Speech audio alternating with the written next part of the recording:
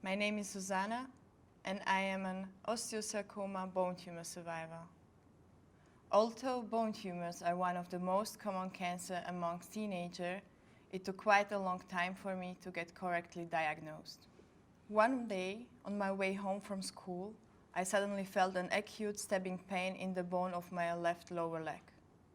It was so sore that I could not take the next step. I was 16. I remember like it was yesterday. I had to wait a couple of minutes before the pain subsided and just stood on the steps not knowing what to do, as I could not put any pressure on my left leg and could not get home. After a while, the pain subsided.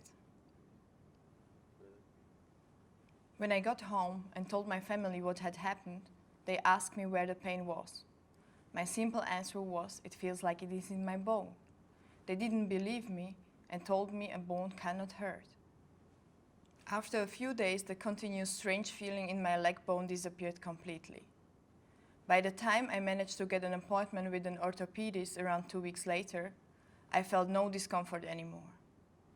Despite this, the specialist prescribed a diagnostic test called a scintigraphy to be done. The results showed slightly higher activity in the region where I had felt the pain. They asked me to come back for an annual checkup. My orthopedist at home didn't take any of it seriously and reassured me that my pain had been caused by a slight difference in the length of my legs and prescribed orthopedic shoe inserts. Like all of us do, I trusted him and totally forgot to go for my annual checkups as I no longer felt any pain.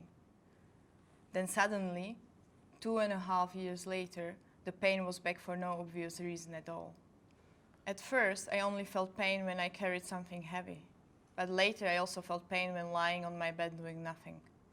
The GPs and specialists could not reach a diagnosis as they could not see anything on the X-ray. A few days later, I also noticed swelling. My orthopedist tried to reassure me and said that it might just be water on the knee due to all the sports I did and that I should not worry.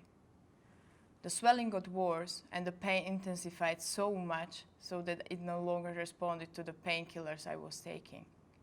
I started running a fever on the most days and was limping, but there was still nothing to observe on the X-ray or on the ultrasonic images.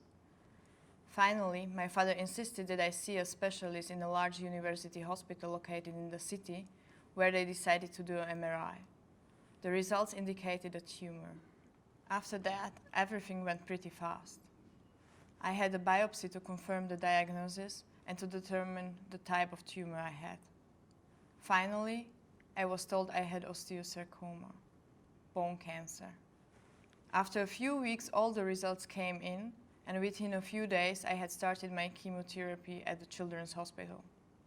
Fortunately, the tumor had no spread, and I was able to finish my intensive therapy after 14 exhausting months. These are some key questions asked by the specialist to help identify a bone tumor. Have you hurt yourself? Are you an athlete or a sporty person? When did you first feel pain in your leg? For how long have you been feeling constant pain? Can you explain what kind of pain it is? What tests have you had to investigate the pain? When did the swelling start? How frequently do you get fever and how high is it? Does pain medication relieve the pain? If yes, for how long? The normal examination procedure is to do an X-ray of a bone, which often shows no significant results. The pain persisted, therefore he proposed an MRI, as these results are more reliable when suspecting a bone tumor, as you can more easily see if something is wrong. A biopsy is the only way to make sure. These are some important messages to know. Adolescents could have a bone tumor. It is important to listen to them and consider all possibilities, including cancer. Pain in the bone is possible. Even if there is nothing to be seen on X-ray, it doesn't mean that there is nothing going on. Whenever there is a pain and it's not responding to pain medication, please see a specialist. Do not ignore any kind of swelling anywhere in the body.